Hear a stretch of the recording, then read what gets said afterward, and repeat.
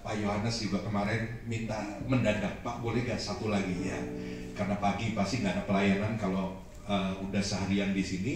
Jadi saya menyanggupi saudara. Senang ketemu dengan Bapak Ibu Saudara semua, dengan Bapak Gembala di tempat ini juga dan Ibu. Dan sebelum kita dengar firman Tuhan, saya ingin kita kasih tepuk tangan buat semua yang sudah melayani sepanjang hari ini. Puji Tuhan. Saudara-saudara, pagi ini saya ingin menyampaikan firman Tuhan dengan tema Eternal Legacy atau warisan yang abadi. Ya, Eternal Legacy atau warisan yang abadi. Saudara-saudara, mari kita lihat di dalam Amsal pasal 13 ayat 22a. Firman Tuhan berkata demikian, orang baik meninggalkan warisan bagi anak cucunya. Saudara-saudara, setiap orang tua pasti berpikir untuk meninggalkan sesuatu buat generasi penerusnya. Ya, orang tua pasti berpikir untuk mempersiapkan sesuatu ya bagi generasi penerusnya. Nah, waktu saudara mendengar kata warisan, apa yang terbersit di dalam pikiran saudara? Ada banyak orang ketika dengar kata warisan, pasti yang dipikirin apa? Oh, ini pasti bicara soal uang. Warisan itu bentuknya pasti uang. Warisan itu bentuknya pasti rumah. Warisan itu bentuknya pasti harta. Warisan itu bentuknya pasti perusahaan yang dimiliki. Atau harta dalam bentuk lainnya. Nah, saudara-saudara yang dikasihi Tuhan, kita selalu berpikir bahwa orang kaya pasti mewariskan semua hartanya kepada anak cucunya. Tapi ternyata saya temukan tidak demikian, saudara. Ternyata tidak semua orang kaya berpikir untuk mewariskan semua hartanya kepada anak cucunya. Ada salah seorang namanya Charles Finney. Charles Finney ini orang yang sangat kaya. Saudara mungkin nggak pernah dengar, tapi mungkin saudara tahu kalau saya kasih clue-nya. Kalau saudara pergi ke terminal internasional di airport di seluruh dunia, maka saudara akan temukan satu toko yang selalu ada di terminal internasional, namanya duty free shop. Charles Finney adalah pemilik duty free shop di seluruh dunia.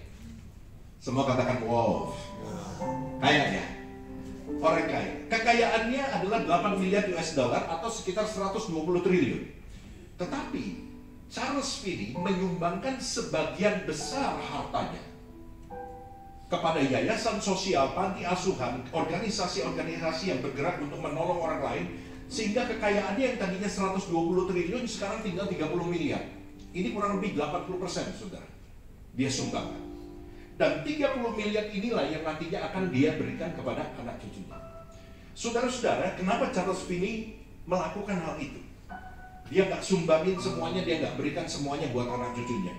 Karena Charles Finney berpikir bahwa uang itu punya potensi untuk merusak hidup seseorang. Dia punya banyak teman-teman yang kaya, dan kemudian anak-anaknya rusak karena uang. Sehingga Charles Finney berpikir untuk tidak mau mewariskan seluruhnya kepada anak cucunya. Kalau anak-anaknya lagi libur sekolah, apa yang dilakukan? Anak-anaknya suruh kerja di hotel. Jadi apa? Jadi manajer? Enggak. Suruh cuci piring di dapur. Bersihin kamar yang habis dipakai supaya bersih untuk customer berikutnya. Anak-anaknya disuruh kerja di McDonald. Ngapain? Siapin burger, kerja di kasir, dan lain sebagainya, saudara. Nah, saudara-saudara, banyak orang berpikir bahwa anak-anak dari Charles Finney ini akan marah sama papanya. Mereka akan kecewa kenapa harta yang begitu banyak disumbangkan untuk orang lain dan mereka hanya disisakan sedikit saja. Satu hari anak-anaknya diwawancara, dan ini yang mereka katakan. Apa yang ayah saya lakukan memang aneh atau nyentrik. Ayah saya ini nyentrik, mungkin satu di antara sejuta ayah di dunia. Tetapi mereka bilang, ayah kami melindungi kami dari orang-orang yang mendekati kami hanya karena uang. Puji Tuhan, anak-anaknya bisa melihat hal yang baik dari apa yang papanya lakukan. Saudara-saudara, Charles Finney tidak pernah memberitahukan kepada siapapun apa yang dia lakukan, bahwa dia hanya menyisakan sedikit untuk anak-anaknya. Dan kemudian satu hari apa yang Charles Finney lakukan ini ketahuan, terungkap, dan didengar oleh temannya namanya Warren Buffett. Warren Buffett itu adalah orang kaya nomor 5 di dunia. Warren Buffett mendengar apa yang Charles Finney lakukan, dan kemudian dia telepon temannya namanya Bill Gates. Tahu Bill Gates? Yang punya Microsoft. Dan kemudian menceritakan, teman kita yang namanya Charles Finney, dia itu berpikir nggak nyumbangin semuanya loh buat anak-anaknya. Dan akhirnya Warren Buffett dan Bill Gates melakukan hal yang sama. Mereka melakukan seperti apa yang Charles Finney lakukan. Nah, prinsip dari mereka adalah begini. Coba tolong tampil. Mereka tahu bahwa uang adalah hamba yang baik, tetapi uang itu adalah tuan yang jahat. Ketika uang itu menjadi tuan atas hidup seseorang, pernah dengar istilah yang namanya diperbudak uang? Berarti budaknya siapa? Kita. Uang jadi tuan, betul? Ketika uang menjadi tuan atas hidup seseorang, uang akan membuat kita mengorbankan segalanya.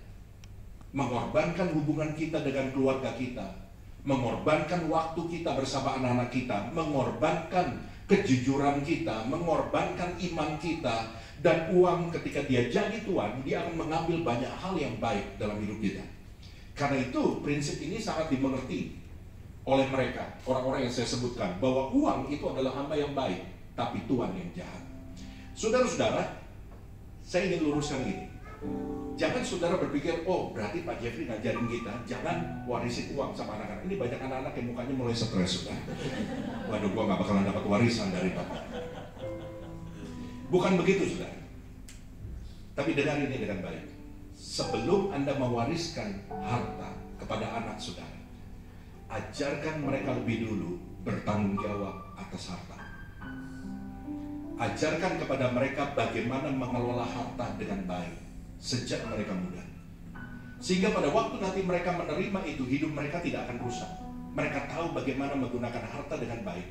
Mereka tahu bagaimana bertanggung jawab atas harta, sehingga harta tidak menjadi tuan, tapi menjadi hamba dalam hidup mereka. Ada seorang namanya Cornelius Vanderbilt. Saudara pasti nggak pernah lihat orang ini. Saya pun nggak pernah lihat sampai saya temukan cerita ini. Siapa dia?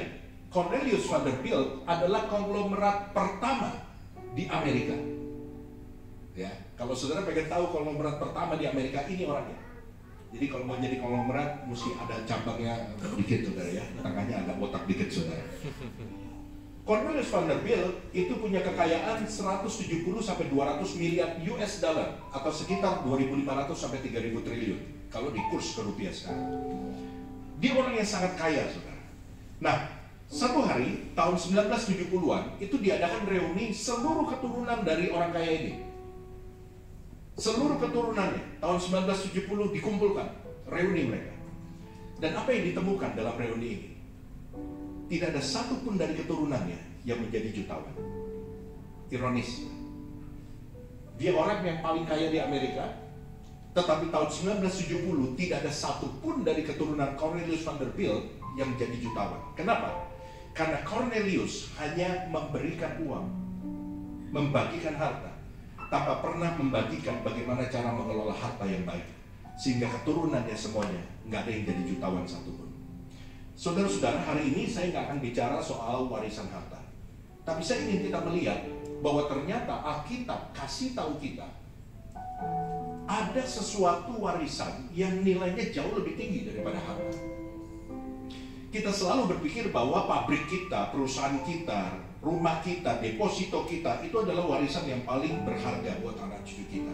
Tapi Alkitab bilang bahwa ada warisan yang nilainya jauh lebih tinggi daripada harta. Nah, sebelum kita masuk ke poin yang pertama, saya ingin kita melihat definisi dari warisan menurut saya.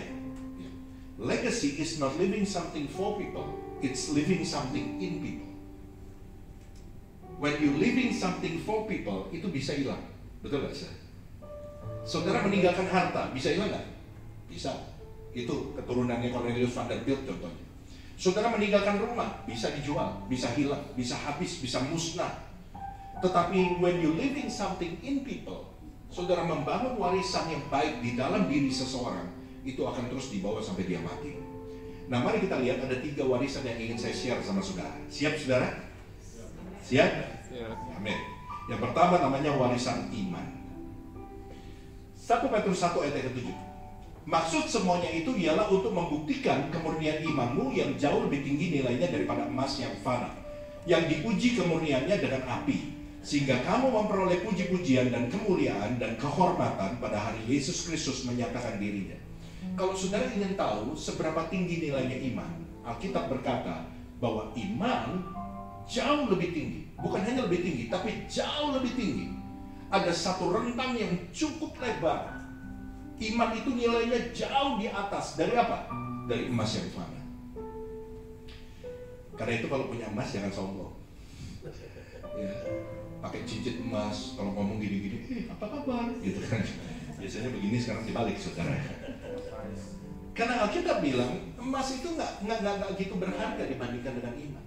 Bahkan Alkitab bilang apa? Jauh lebih tinggi iman nilainya daripada emas. Dan Alkitab beritahu kita, saudara mesti perhatikan dengan baik, bahwa emas itu adalah sesuatu yang fana. Fana artinya tidak abadi. Fana artinya gampang hilang. Fana artinya gampang berubah. Fana artinya mudah hancur.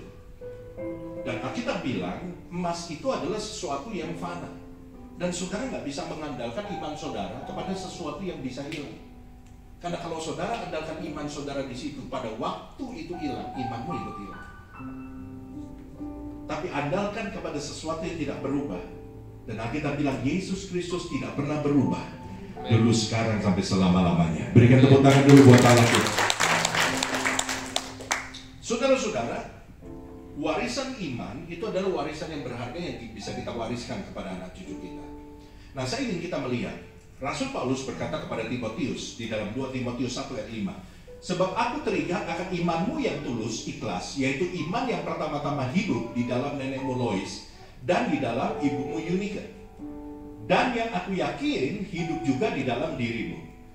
Timotius adalah anak rohaninya Paulus, dan Paulus berkata, imanmu, aku lihat imanmu itu hasil dari iman ibumu dan iman nenekmu.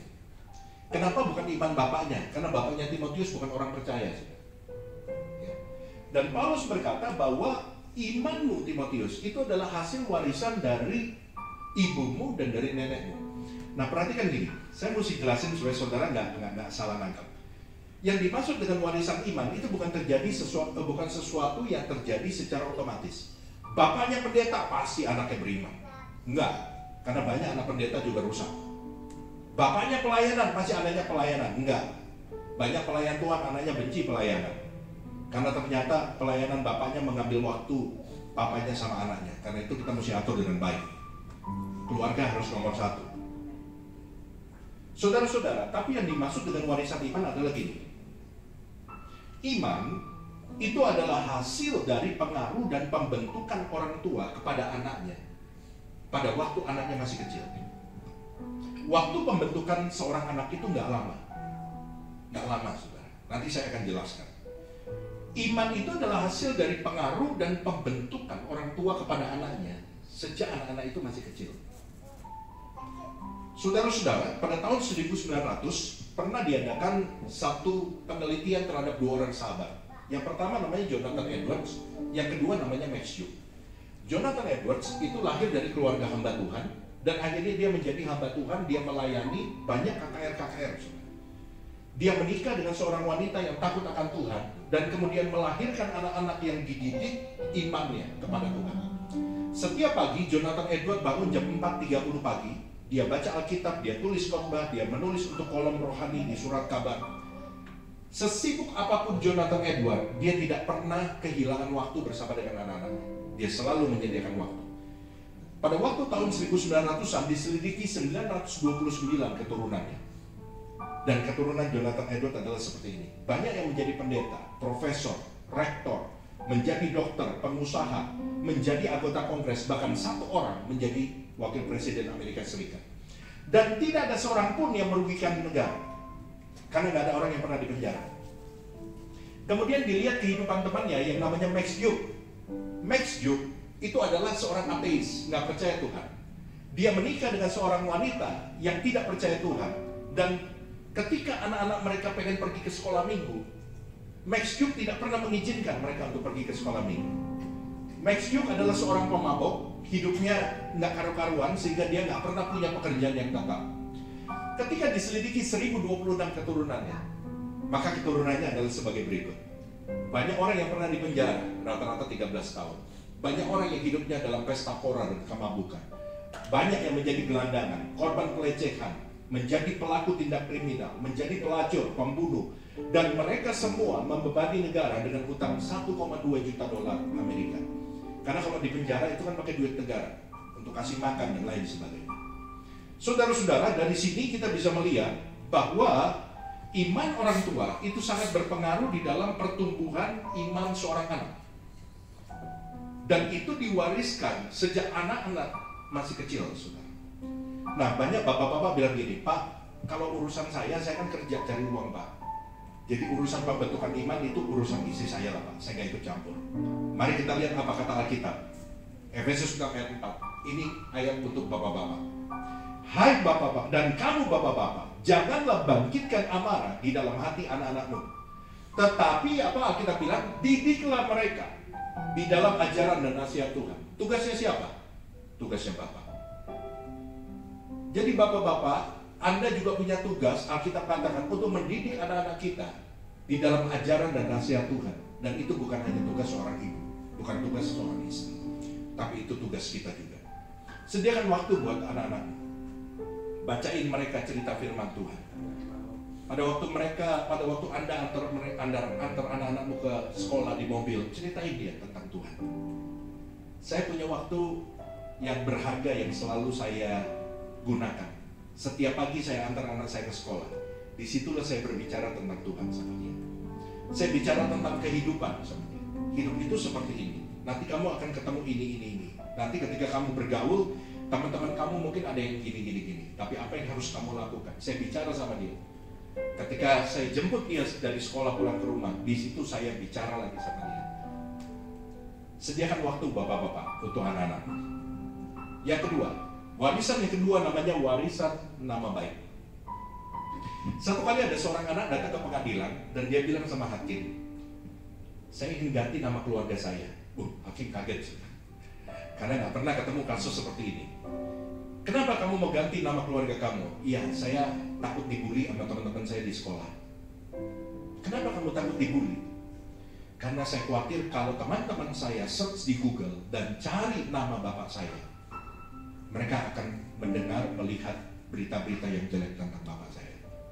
Jadi daripada saya dibully, lebih baik saya ganti nama keluarga saya.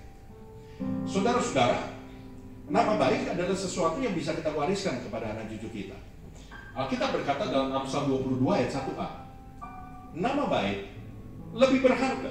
Sekali lagi ada sesuatu yang lebih berharga daripada kekayaan besar.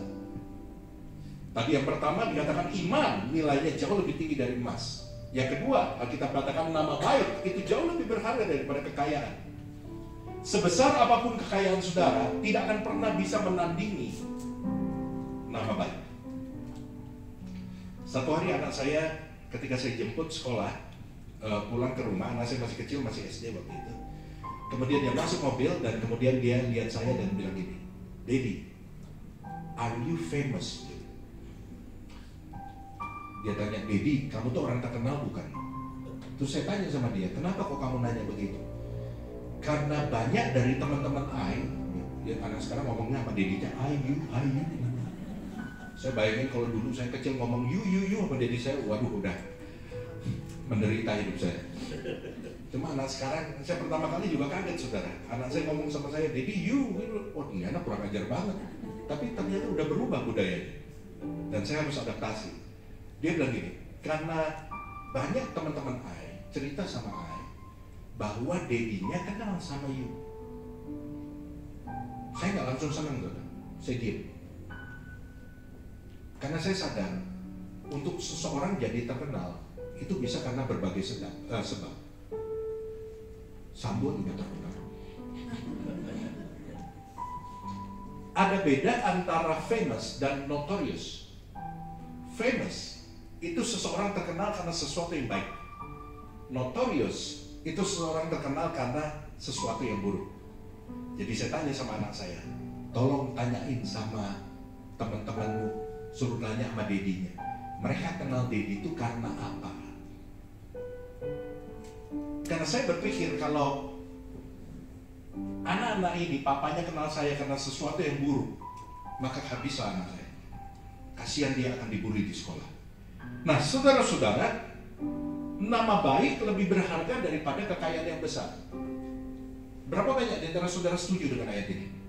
Boleh saya lihat tangan saudara? Mudah-mudahan gak ada yang bohong. Untuk tahu saudara jujur apa enggak, tolong jawab dalam hati. Ya, dalam hati saja. Ya, nggak perlu saudara angkat tangan, nggak perlu saudara jawab secara verbal.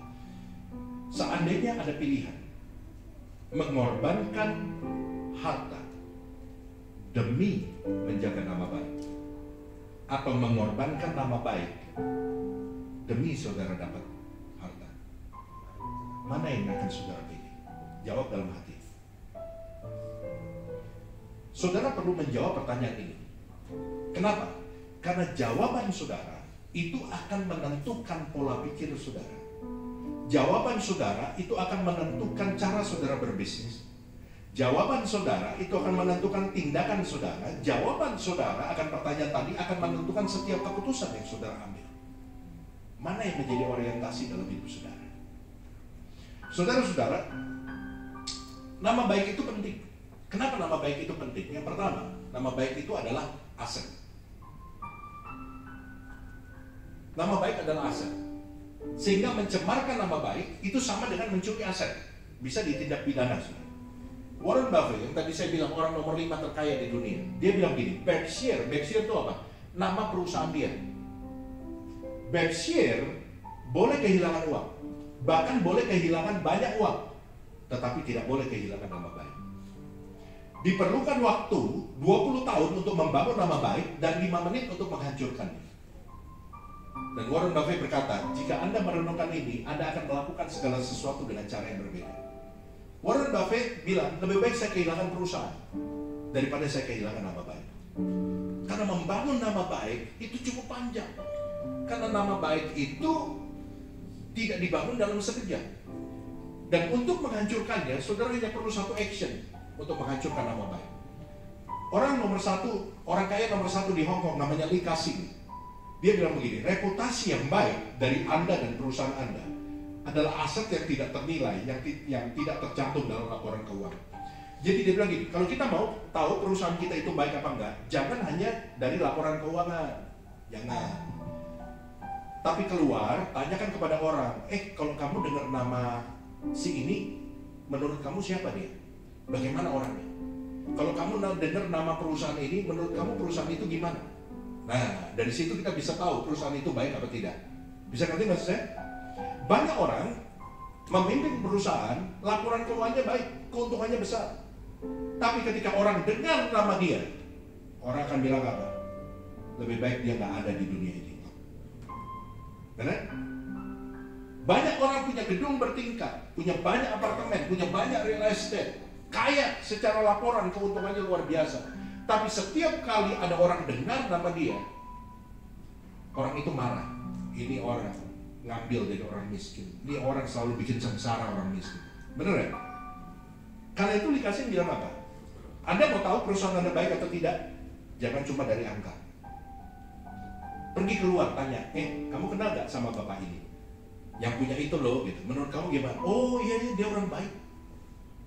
Atau orang itu akan marah, saya berharap nggak ketemu sama dia deh.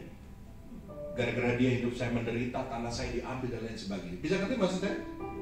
Nama baik itu penting karena nama baik itu aset. Yang kedua, nama baik itu penting karena nama baik itu adalah kepercayaan. Nama baik itu adalah jaminan. Kalau saudara punya nama baik, saudara pergi ke bank urus apa-apa gampang. Saudara mau pinjam loan buat kredit rumah gampang kalau saudara punya track record yang baik. Dan bukan cuma saudara, tapi anak-anak Anda pun akan dipermudah dengan nama baik saudara. Benar nggak? Pak, ada yang mau pinjam uang nih Pak, kredit buat rumah. Siapa? Budi.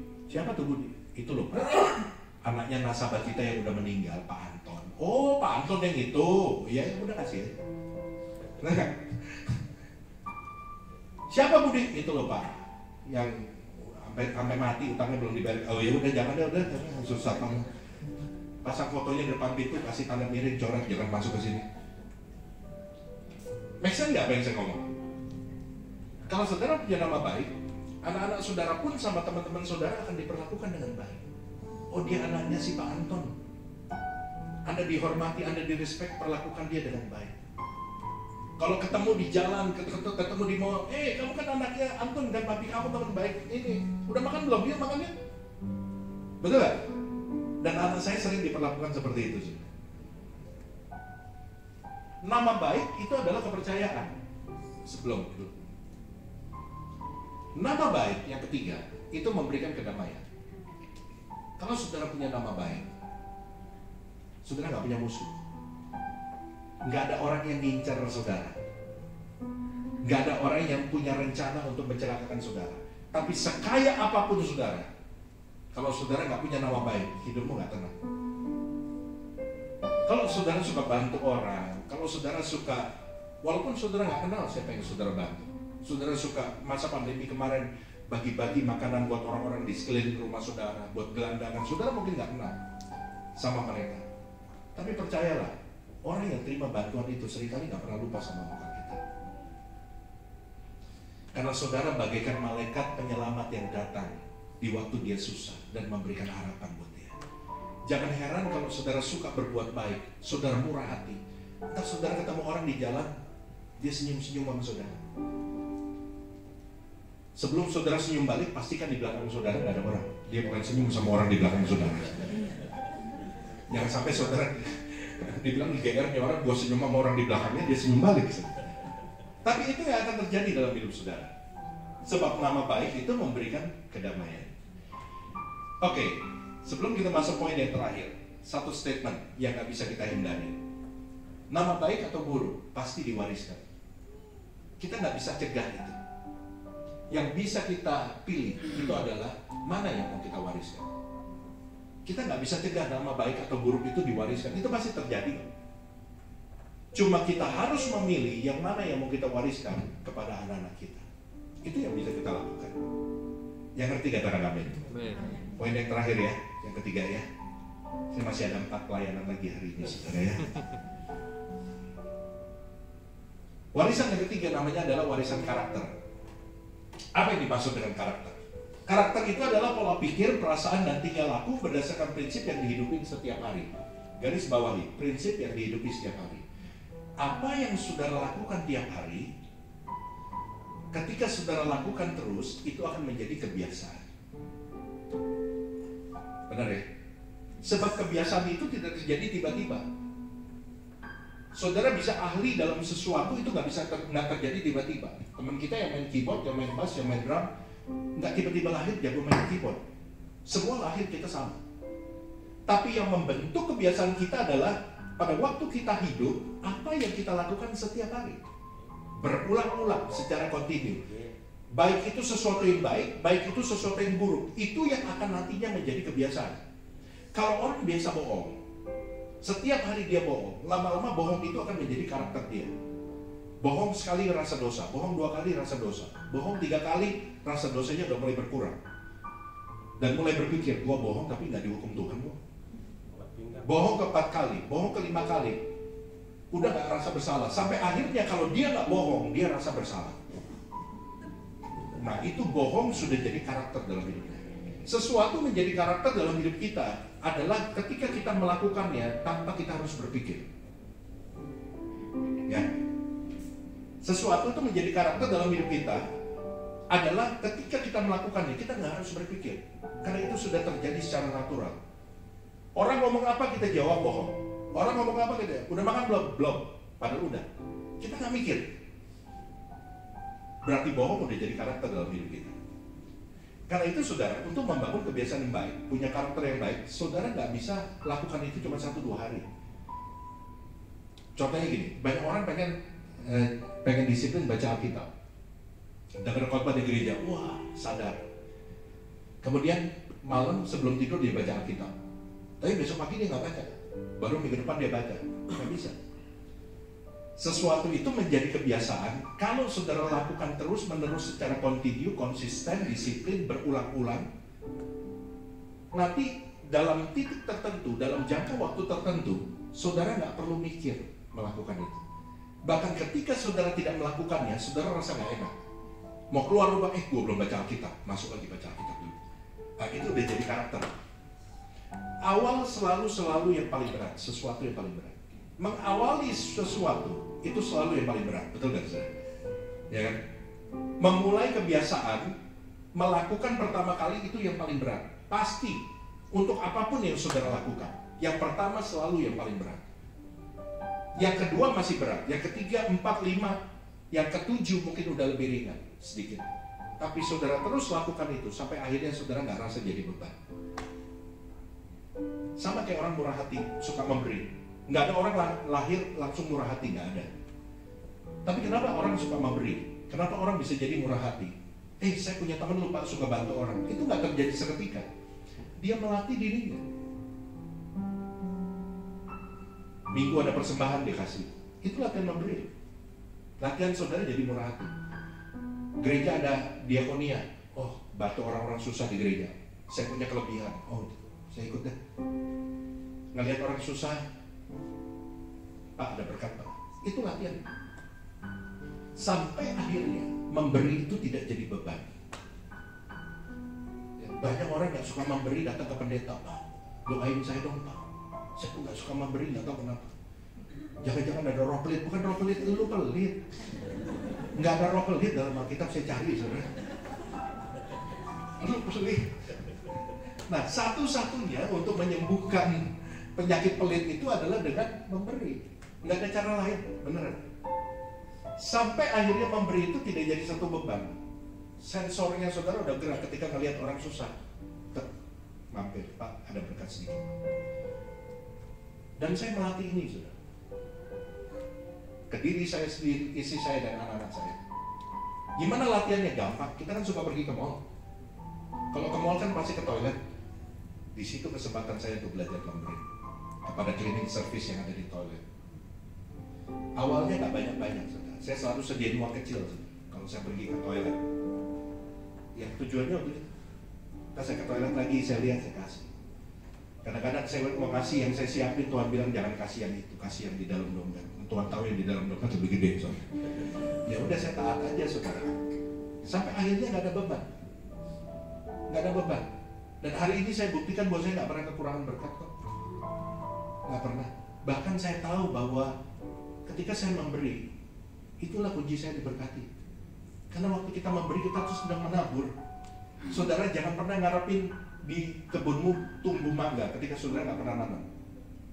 Memberi itu menanam. Satu hari saudara akan menuai. Nah, Amsal 22 ayat 6. Didiklah orang muda menurut jalan yang patut baginya. Maka pada masa tuanya pun ia tidak akan menyimpang daripada jalan itu. Orang muda dalam ayat ini, bahasa aslinya memakai kata nara. Nara itu artinya anak-anak. Jadi kalau saudara ingin membentuk karakter seseorang, mulailah daripada waktu dia anak-anak. Nah, saudara-saudara, Profesor James Wilson dan Richard Henstein satu kali pernah mengadakan penyelidikan kenapa orang berbuat jahat. Mereka mensurvei puluhan ribu orang, dan ini hasilnya. Dia katakan bahwa penyebab utama orang berbuat jahat karena nggak pernah diajarin tentang moral pada waktu usia 1-6 tahun. Usia 1-6 tahun, ini adalah batas usia pembentukan moral seorang anak. Banyak bapak-bapak bilang gini, Pak, saya kerja mati-matian sampai lembur, mumpung anak saya masih kecil. Salah. Karena pada waktu anakmu masih kecil, engkau nggak boleh tinggalkan dia. Kenapa? Karena anakmu tuh bagaikan kertas kosong. Dan orang tua yang harus menuliskan nilai-nilai itu di dalam diri seorang anak. Bukan malah ditinggal. Kalau engkau tidak menulis nilai-nilai itu dalam diri anakmu, maka yang menulis adalah siapa? Pembantu di rumah saudara, suster di rumah saudara, orang-orang yang dia ketemu. Karena di dalam istilah psikologi ada istilah yang namanya first degree. First degree itu gini, sewaktu anak masih kecil, hal pertama yang ditangkap oleh seorang anak itu yang akan dipegang menjadi kebenaran semasa hidupnya. Ketika pada waktu masih kecil, seorang anak diajarin bahwa warna biru adalah hijau, maka sepanjang hidupnya dia akan mengatakan warna biru itu adalah hijau. Saudara lihat betapa pentingnya kehadiran orang tua pada waktu anak-anak masih kecil. Bukan justru saudara tinggalkan. Nah, saudara-saudara, karakter is more important than karisma. Banyak orang berusaha membangun pencitraan karisma. Tapi saya mau katakan kepada saudara, karisma yang ditampilkan seseorang itu belum tentu sama dengan karakternya. Tapi karakter seseorang itu akan memunculkan karismanya sendiri. Karena itu jangan tertipu oleh karisma seseorang. Jangan berusaha membangun karisma pencitraan. wah taruh di IG, wah semua kalau di IG bagus-bagus kan, nggak ada ibu-ibu di IG lagi rolan, mukanya pakai itu kayak zombie gitu kan, nggak pernah pakai daster gitu kan, di IG sambil pegang sapu ember gitu kan. Saya pernah sekali-sekali saudara, waktu lagi lebaran pembantu pulang, saya foto sama ember sama pelan. Orang-orang pada ketawa, saudara, ih pastor begitu, ya pastor kan juga mesti bersihin rumah, saya bilang. Jangan sibuk membangun karisma, tapi sibuklah membangun karakter, biar karisma itu muncul sendiri. Nah, saudara-saudara, orang tua itu harus menjadi role model. Karena gini, nilai yang kita mau ajarin kepada anak kita harus pastikan bahwa kita pun melakukannya. Kenapa demikian? Perhatikan, anak bukan pendengar yang baik, tapi dia peniru yang ulung. Makanya banyak ibu-ibu stres. Kenapa sih anak gua nggak mau dengar gua? Karena saudara tidak melakukan apa yang saudara ajarin. Anak itu dikasih tahu susah, tapi begitu dia lihat sekali, dia bisa niru persis sama. Benar gak? Anak itu peniru yang ulung. Jadi kalau saudara mau ngajarin sesuatu, rubah strategi saudara. Jangan cuma ngomong boleh, tapi kadang-kadang dengan sengaja perlihatkan di depan anak apa yang saudara mau ajarkan sama dia. Dia peniru yang ulung. Nah, saya loncat ya ke yang terakhir. Terus, nah ini Anda tidak bisa mewariskan sebelumnya tadi. Anda tidak bisa mewariskan apa yang Anda nggak punya. Kalau Anda nggak suka baca Alkitab, susah untuk anak-anak bisa baca Alkitab. Karena dia nggak pernah lihat saudara punya itu, sehingga saudara nggak bisa warisin. Terus next. Ini tadi saya sudah katakan next. Terus, oke. Ini cerita terakhir. Seorang namanya Muhammad El-Erian. Saya ambil dari Liputan 6. Kita nggak kenal dia sampai berita ini muncul. Satu hari Muhammad El-Erian itu mengambil satu keputusan. Dia rela tinggalkan pekerjaannya dengan gaji 99 miliar per apa? Per apa? Bukan per tahun. Per tahun aja udah gede. Per 10 tahun aja udah gede. Ini per bulan. Ibu-ibu mulai kebayangin, kalau laki gue kayak gitu ya, tiap hari gue jangan nungguin kapan dia jadi duda. Saya baca ini, saya bilang gila ini orang, berani banget. Kenapa? Muhammad El-Erian adalah orang yang sangat sibuk. Setiap pagi dia bangun jam 4 pagi, dia tulis untuk kolom ekonomi sebuah surat kabar terkenal, dan kemudian dia mulai memantau pergerakan saham, kemudian dia mulai bekerja di kantor, lanjut sudah sampai tengah malam, dan besok paginya dia bangun jam 4 pagi udah siap lagi kerja, sehingga dia nggak punya waktu buat anak-anaknya. Buat anaknya cuma satu, perempuan umur 10 tahun. Satu kali ketika dia pulang ke rumah, anaknya belum tidur, tungguin dia, dan dia bilang, "Dedi, tunggu sebentar." Anaknya masuk ke kamar, nggak berapa lama keluar bawa sebuah kertas. Di kertas itu ada nomor 1 sampai 22. Dan kemudian dia bilang, "Dedi, please read this. Tolong baca ini. Apa ini? Ini adalah 22 peristiwa penting dalam hidup saya. Dan saya tidak menemukan Dedi ada di situ." Dan Muhammad El-Erian mulai baca. Hari pertama anaknya masuk sekolah, dia nggak ada. Hari pertama anaknya pentas di sekolah, dia nggak ada. Hari pertama anaknya pertandingan baseball, dia nggak ada.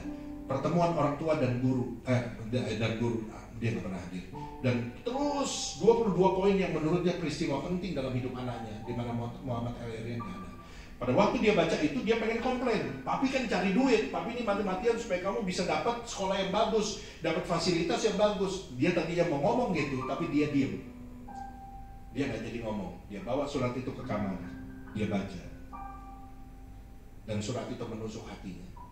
Dan Muhammad El-Erian sadar bahwa pekerjaannya itu telah melukai hubungannya dengan istri dan anaknya.